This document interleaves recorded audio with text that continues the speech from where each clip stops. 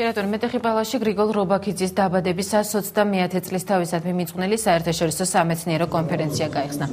შეხვედრაზე მწერლის შემოქმედების მრავალ ფეროვნებასა და რობაქიძის მსგავსად უცხოეთში მოღვაწე ქართველების წარმატებაზე ისაუბრეს.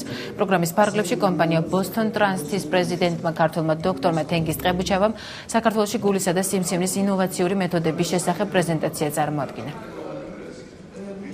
მე მგონი რომ ეს იქნება ეს მომავალი მედიცინის რომ ასეთი სახის მიდგომის ასეთი ტექნოლოგიების გამოყენები და მე იმედი მაქვს რომ ეს საქართველოში გავრცელდება ეს ტექნოლოგიები.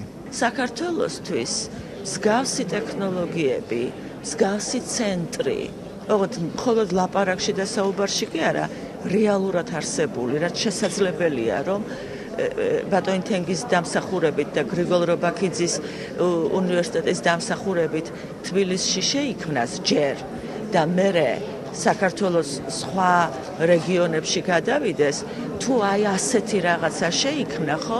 ეს არის ისე როგორც ჩემს მოხსენებაში ვთქვი, აი